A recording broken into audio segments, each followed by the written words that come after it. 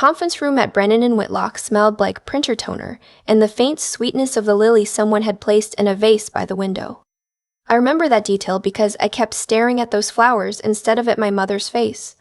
The flowers had nothing to do with my grandmother. My grandmother hated lilies. She said they smelled like funeral homes, and she'd be damned if anyone put them on her grave. But there they were. 3 days after we buried her, I was sitting in the leather chair the paralegal had pointed me to, the one closest to the head of the table, and across from me my mother was wearing a black blazer she'd bought specifically for the occasion. She told me about it on the drive over, like the blazer was the point, like she'd been waiting her whole life to wear black to her own mother's will reading. My brother sat to her right, slumped, scrolling on his phone. He hadn't shaved. There was a stain on the collar of his polo, and I knew, without having to ask, that the stain was from the bar he'd been at the night before her grandmother died. He hadn't come to the hospital. He'd said traffic. He'd said his stomach was off.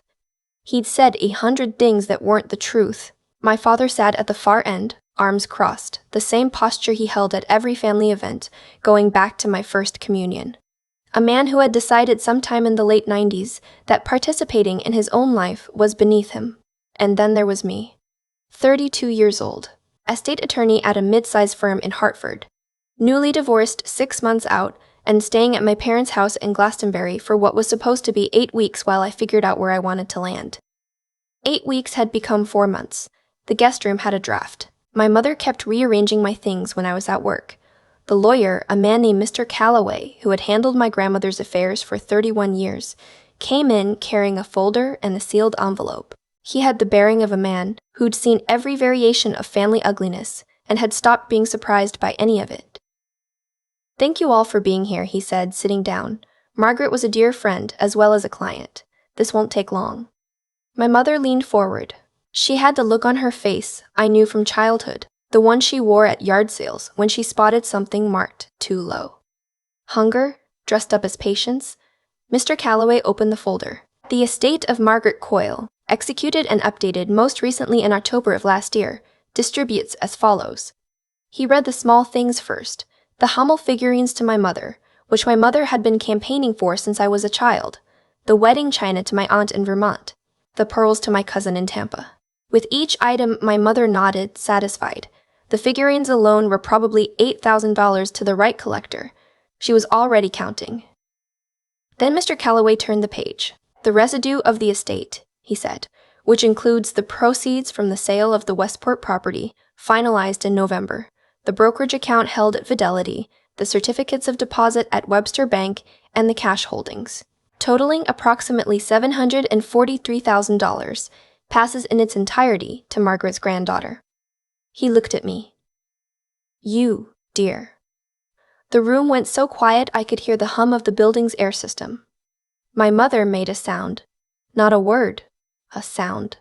Like someone had pressed on her stomach. My brother looked up from his phone for the first time since he'd sat down. My father uncrossed his arms. "I'm sorry," my mother said. Her voice was very calm, which is how I knew she was furious. "What did you just say?" "The residue of the estate passes to your daughter, in full." "That can't be right." "I assure you it is. Margaret was very specific. She was 87 years old. She had moments. She had episodes. We talked about this. Last Thanksgiving, she called me by the wrong name twice. The will was executed in October. I was present. Her physician was present. We have a notarized statement from Dr. Hammond attesting to her capacity. The video record is in our files." The word video did something to my mother's face. A flicker. Quick, like a film skipping a frame. I caught it and tucked it away. "This is going to be contested," my mother said. "That is your right, of course," Mr. Calloway said. "I would only advise that contesting a will of this kind, with documentation this thorough, is expensive and rarely successful." My father finally spoke. "How much for our family?" "For your immediate family, aside from the granddaughter, the Hummels, the china, and a one-time bequest of $10,000 each to you and your wife, your son receives $5,000. $5,000. My brother laughed out loud. An ugly little bark of a laugh. $5,000. The old hag left me $5,000. "Tucker," my mother snapped. but only because Mr. Calloway was there. Mr. Calloway slid the sealed envelope across the table to me. My name was on it in my grandmother's handwriting. The looping G that she always made too big. She used to tell me my name was the most beautiful name in our family because it had been her mother's name. Galen. Galen Coyle Brennan, before the marriage. Galen Coyle Pell, after. Galen Coyle Pell, after. Galen Coyle again since 6 months ago. This is for you, Mr. Calloway said. She asked me to give it to you privately. There's also a flash drive in the envelope. She wanted you to view its contents alone before you spoke to anyone. I closed my hand around the envelope. My mother was watching it the way a dog watches food. Galen, she said. Honey, we should go home and talk about this as a family. I almost laughed. As a family. The phrase came out of her mouth like a worn coin she pulled out for special occasions. I stood up. I'll be in touch, Mr. Calloway. Of course, my mother stood too. So did my father. So did my brother, who pocketed his phone and stretched like we'd just finished a long meal. In the elevator, down to the parking garage, my father said, "We'll discuss this at the house." I didn't answer. I kept my hand on the envelope inside my coat pocket. In the car, the second I started the engine, my mother began. Your grandmother was not well at the end. You know that. You weren't there. You didn't see it. I had been there. I'd been there every Sunday for the last 2 years. She was confused. Mr. Calloway is going to lose his license for letting her sign that thing. I drove. And the right thing to do, the only thing, is to put that money somewhere it can do some good. Your brother is in a hard spot. You know what kind of trouble he's been in.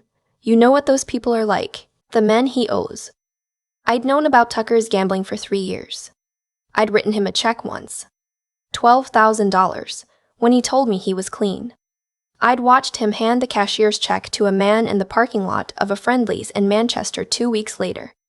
He hadn't seen me. I'd been in my own car at the drive-thru, lunch on my lap, 20 feet away. He owes some serious people now, Galen. We're talking about his safety. We're talking about a young man's life.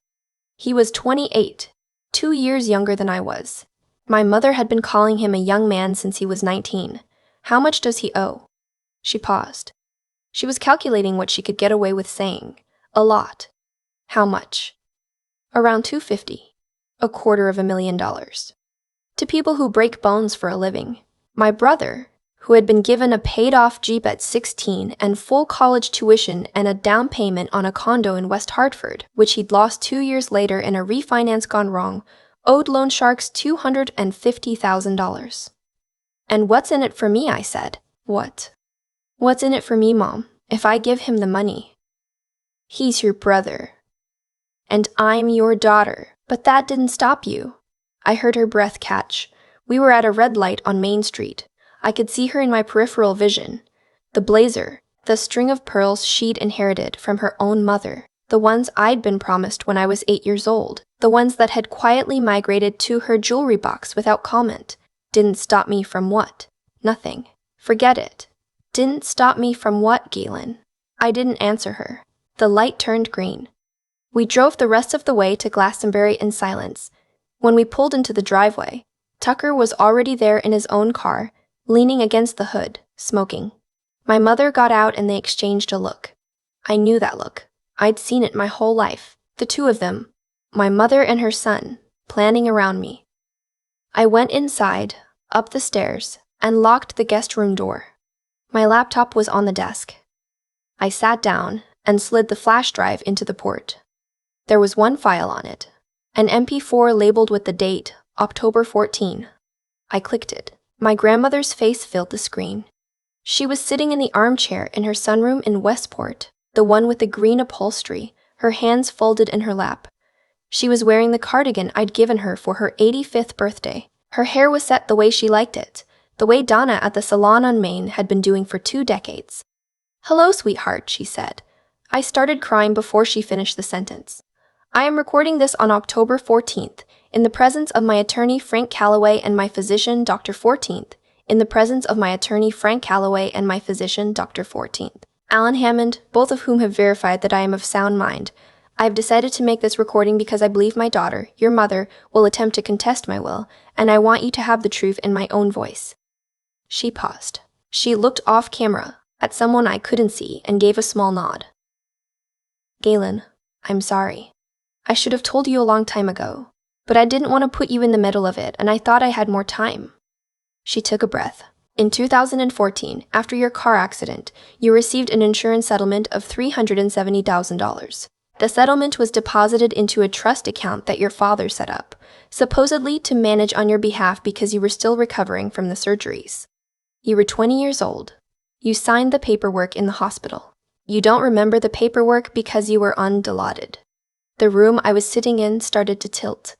3 weeks after the settlement cleared, your parents drained the account. They told the bank they were transferring it to an investment vehicle for you. They transferred it to a joint money market account in their own names and used it to pay off the second mortgage on the Glastonbury house, to buy your father's truck, and to invest in your brother's first failed restaurant. The remainder, about $90,000, they put in a CD which they later cashed to pay your brother's first set of gambling debts." I had to pause the video. I had to stand up and walk to the window and look at the magnolia tree in the backyard, which was bare because it was March, and breathe. I had wondered for years what had happened to that money. They'd told me at the time that the settlement had been smaller than expected, that after legal fees and medical bills there hadn't been much left, and they'd invested it conservatively to make sure I had something for a rainy day. When I'd asked about it later, after I started law school, my father had told me the investment had gone south during the market correction. He'd been very vague. "Sorry, kid. These things happen. I'd been 20 years old. I'd had 4 pins in my left femur. I'd been so grateful to have a family that loved me, I hadn't pushed." I sat back down and pressed play. "I found out 3 years later," my grandmother said, "by accident. Your mother let something slip at a Christmas dinner. After that I started looking.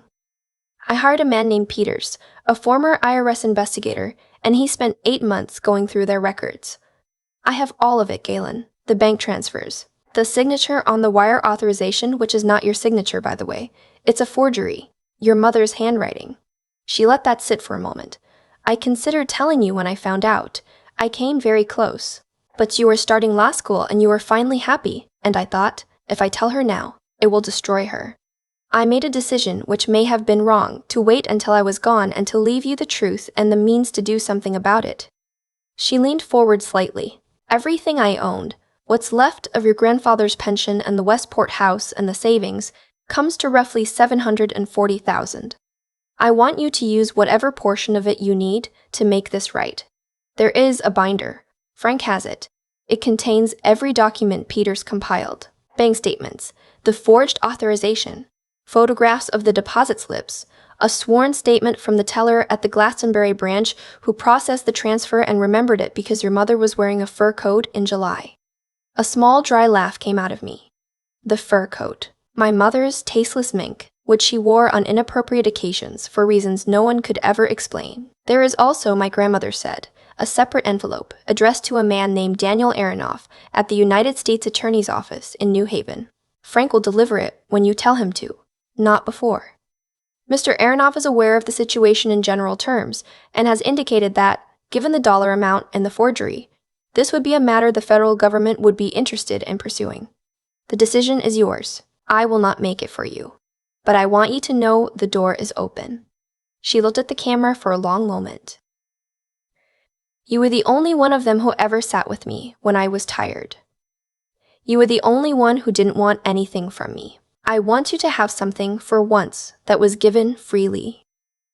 She smiled. "I love you, sweetheart. Be careful with them. They are smaller and meaner than you think." The video ended. I sat in the chair for a long time without moving. Downstairs, I could hear my mother in the kitchen, the cabinet doors opening and closing, the kettle going on, the performance of normalcy. I took out my phone and called Mr. Calloway. "Galen, I was hoping you'd call. I watched it. I'm so sorry. I knew the broad strokes, the binder. It's in my office safe. I can have it ready for you whenever you'd like to come pick it up. Tomorrow morning, 9, I'll be here. And Mr. Calloway, can you give me Daniel Aronoff's phone number?" There was a small silence on his end. Are you sure? I'd like to talk to him. I'm not committing to anything. I just want to talk. I have it here. I'll text it to you. Thank you. I hung up. I sat there for another minute. Then I stood, washed my face in the bathroom, and went downstairs. My mother was at the stove making chicken cutlets, the way she did when she wanted something. My father was at the kitchen table with a beer. Tucker was on the couch in the next room, watching a Knicks game at the volume turned up. You hungry, honey? My mother said, not turning around. I'm okay. Sit down. We should talk. I sat down across from my father. He didn't look at me. He was scrolling through his phone, frowning at whatever was on it. The frown was a tell. The frown meant he was nervous and didn't want me to see it. Galen, my mother said, I've been thinking about the right way to handle this. What your grandmother did, leaving you all of it, was unfair to your father and me. We took care of her at the end. We drove her to her appointments. We sat in those waiting rooms.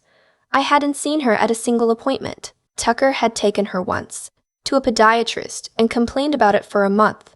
And we have legitimate needs as a family. Your brother is in a very serious situation. Your father and I are not getting younger. The roof on this house is going to need to be replaced. Okay. So what I'd like to suggest is you take $150 for yourself. That's a lot of money, honey. That's a down payment on a beautiful house. And the rest you put into a joint family account and we manage it together. I let her finish. I let her actually say the words, a joint family account, out loud, and if I don't, the cutlet sizzled. She turned the heat down. What do you mean? What if I don't put any of it in a joint family account?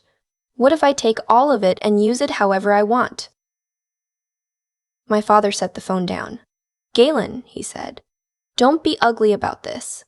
I'm not being ugly. I'm asking a question. You're being selfish, my mother said. Your grandmother put you in a position where you can either be selfish or you can do the right thing for your family. What's the right thing? You know what it is. I'd like to hear you say it. She turned to face me. The wooden spoon was in her hand. Grease on her wrist. You sign over the bulk of it to your father and me, in trust for the family.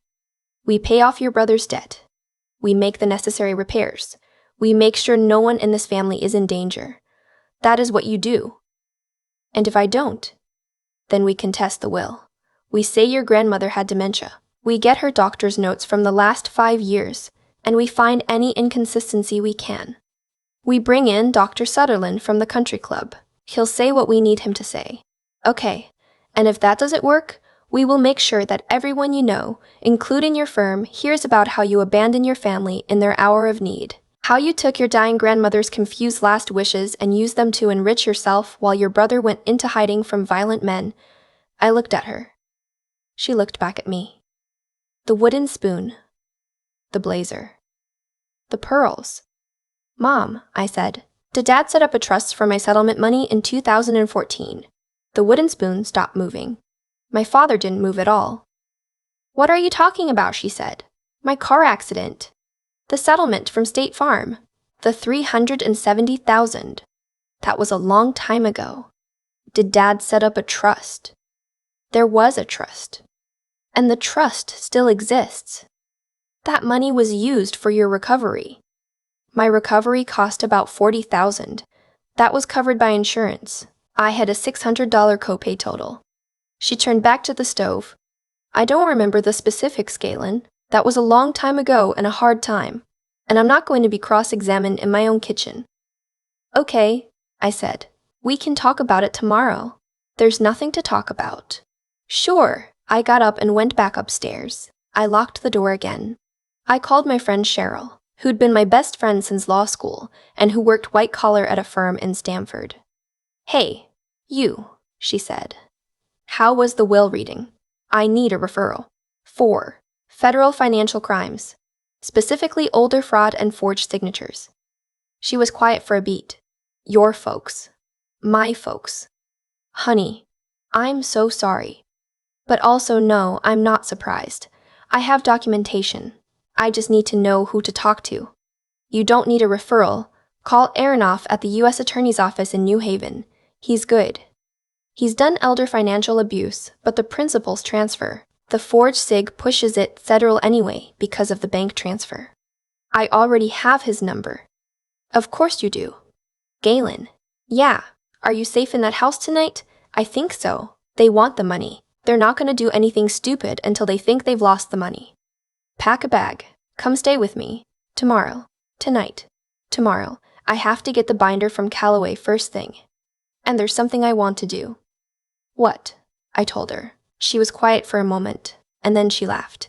The first real laugh I'd heard in 3 days. Galen Coyle. You are your grandmother's grandchild. Yeah. Call me when it's done. I slept 4 hours. At 7, I was on the road to Hartford. At 9, I was sitting in Frank Callaway's office with a binder thicker than a phone book in my lap, going through it, page by page. The forged authorization, the bank statements, the teller's affidavit, the receipts for my father's F-250, the closing documents on Tucker's restaurant, a photograph from the bank security footage of my mother in her mink coat in July, signing the wire transfer authorization in my name. My grandfather knew, I said. He did, Mr. Callaway said. He paid for the investigation. He passed before he could do anything with it. And she waited. She wanted to give them every chance to make it right on their own. They didn't. No. Mr. Callaway, can I borrow your conference room for an hour this afternoon? Of course. What for? A family meeting. He looked at me over his glasses. Do I need to have security in the building? It wouldn't hurt. I called my mother from the parking lot. I told her I'd thought about what she'd said, and that I wanted to do the right thing, but I wanted to do it formally in Mr. Callaway's office with the proper documents. I told her to bring my father and my brother, 4 o'clock. She was so happy she almost cried. Honey, she said, I knew you'd come around. I knew you had a good heart. At 3:45 they walked in. My mother had changed into a different blazer. My father had shaved. Tucker was wearing a button-down, badly. Mr. Callaway showed them to the conference room. I was already there, with the binder closed on the table in front of me. A laptop beside it. A manila envelope beside that. Sit down, I said. They sat. Mom, I said. Before we start, I want to give you a chance, one chance, to tell me, in front of Dad and Tucker and Mr. Roper, Callaway, what happened to my settlement money in 2014. Her face went very still. Galen, I told you, that was a long time ago. One chance. There's nothing to tell. Okay. I opened the laptop. I'd already loaded the video. I pressed play. My grandmother's face filled the screen. I watched my mother's face instead. The flicker again, the same one from yesterday. Then a slow draining, like color leaving a wall. By the time my grandmother got to the part about the fur coat in July, my mother was gripping the edge of the table with both hands. My father had gone gray. Actually gray. Like a man who has just understood his life. Tucker said, Wait, what? When the video ended, no one moved. I opened the binder. I turned it around. I slid it across the table. Page 1 is the forged authorization. Page 4 is the bank teller's sworn statement. Page 11 is the security camera photo. Page 19 is the breakdown of where every dollar went. Page 26 is the receipt for Dad's truck. Page 30 is the closing on Tugger's restaurant. My mother didn't touch it. This was a long time ago, she said. Her voice was hoarse. Statute of limitations. There is no statute of limitations on federal wire fraud involving forgery of a beneficiary's signature on a settlement disbursement. I had a 40-minute conversation with the U.S. Attorney's Office in New Haven this morning. Daniel Aronoff. He's interested. My father put his head in his hands. Galen, my mother said, please. This is the manila envelope, I said. Inside it is a settlement offer. From me to you. You have until 5 o'clock tomorrow afternoon to accept it. I slid the envelope across the table. She opened it with shaking hands. She pulled out the single page. You will sign the deed of the Glastonbury house over to me. Today. The house is worth approximately $410,000. I will assume the remaining mortgage. The equity, approximately $320,000, covers the principal of what you stole. I will not pursue the interest, which by my calculation would bring the total closer to $600,000. You can't take our house. You can stay in the house, as tenants. You will pay me $100 a month in rent, which is below market. The lease will be for 2 years. After that, we'll discuss. Galen. Tucker. You will enter inpatient gambling treatment at a facility I have already identified in Pennsylvania. 60 days. Paid for by me, out of Grandma's estate. After that, you will attend GEO 3 times a week for 2 years. I will receive weekly compliance reports. If you miss one meeting without a documented medical excuse, I will personally hand-deliver the binder to Mr. Aronoff. Tucker opened his mouth. Your debt to the men in the parking lot of the Friendlies, I said, is not my problem. Mom and Dad can sell the truck. They can sell the boat. They can sell Mom's mink. They can figure it out the way functioning adults figure things out. If you go into hiding or skip town, I will assume the contract has been violated and Mr. Aronoff gets the binder. How did you? Tucker started. I saw you 3 years ago. I was getting a turkey club. He sat back. Dad, I said, you will write me a letter. Handwritten, acknowledging in your own words what you and Mom did in 2014. The letter will be notarized. It will live in a safe deposit box. It will be released to Mr. Taubater. Aronoff, if any of you contest any aspect of Grandma's will, or if any of you make any contact with my professional firm, or if any of you so much as drive past my apartment when I move into one next month. My father had not raised his head. And finally, I said, you will all sign waivers drafted by Mr. Calloway, expressly declining to contest the will. You will not call Dr. Sutherland. You will not call anyone. You will sign the waivers in front of a notary today, before you leave this building. My mother was crying now, real tears, not the performance ones I'd seen her use my whole life. You would do this to your family. I looked at her for a long time. Mom, I said, you put a wire authorization with my forged signature into a bank in 2014 while I was in a hospital bed with 4 pins in my leg. You used the money to pay for Dad's truck and Tucker's restaurant and your mortgage. You let me believe for 10 years that the settlement was smaller than it was, and that what was left had been lost to bad luck. You stood in my dorm at law school and helped me carry boxes up the stairs, knowing what you'd done. You came to my wedding. You let my husband, my ex-husband, give a toast in which he thanked you for raising the most honest person he'd ever met. I let it land. I'm not doing this to my family. My family did this to me. I'm just the one writing it down. She put her face in her hands. My father, finally, looked up at me. His eyes were red. For a second, just a second, I thought he was going to say he was sorry. I thought he was going to acknowledge it. I waited. He said, where do we sign? That was the moment I let go of him. I'd been carrying him my whole life. And I set him down in that chair and walked away from him, and I have never picked him up again. Mr. Calloway came in with the waivers and the notary. They signed.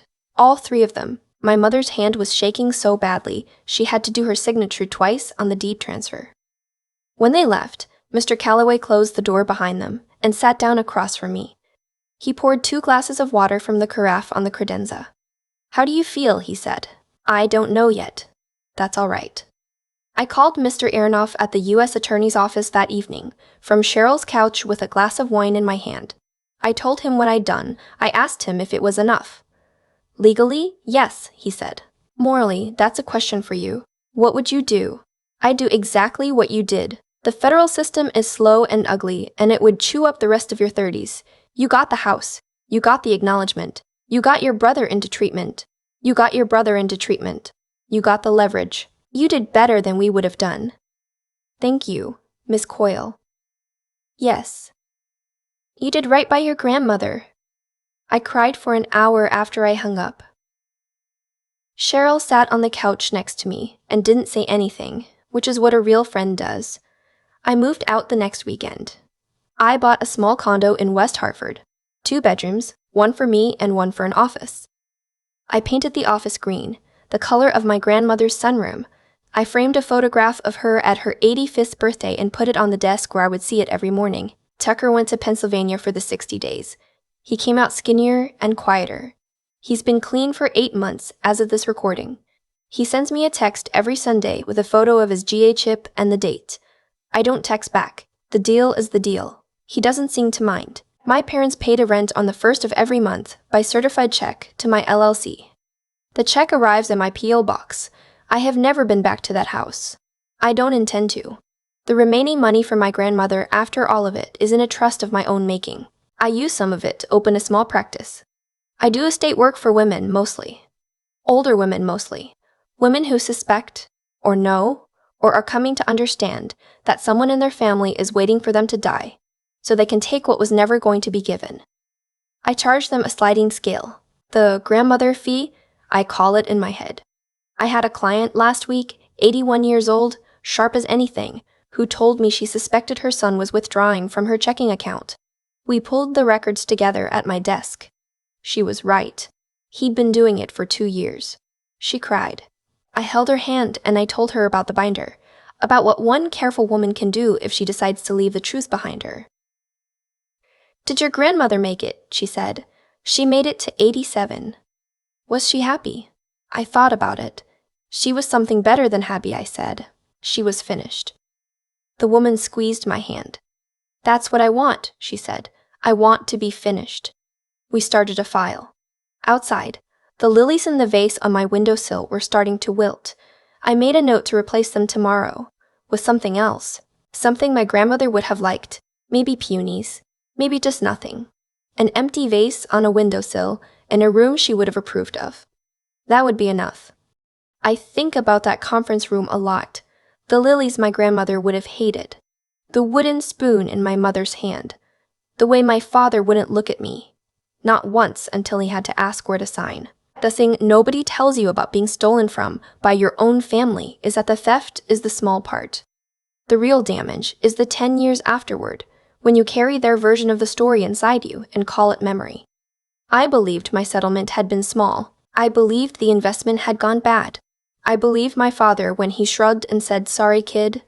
I built a whole adult life on top of a foundation they had poured out from under me, and the worst part is, I would have kept building.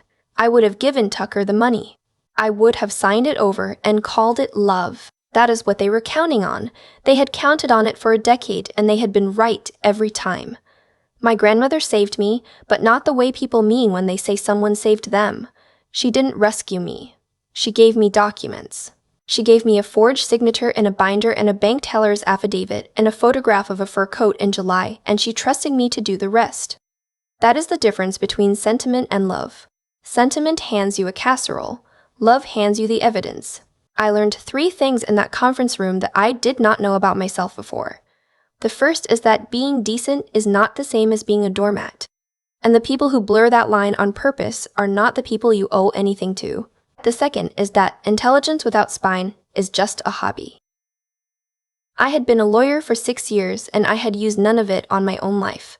My grandmother saw that. She gave me a problem that required me to use my actual training on my actual family, and she was right that I needed the push. The third is that strength is not loud. My grandmother was 4'11" and weighed 91 pounds at the end. She brought down 2 adults and a grown son with a thumb drive and a notarized letter, and she did it from a green armchair in a sunroom in Westport, 8 months before she died. Tucker still sends his Sunday text. I still don't write back. My parents still pay rent. The lilies on my office windowsill are gone now. I keep the vase empty most weeks, the way she would have wanted. And some mornings I sit at my desk and look at her photograph and I say her name out loud, because nobody else in that family will, and somebody should. You don't owe your name to people who try to erase it. You owe it to the one who wrote it down.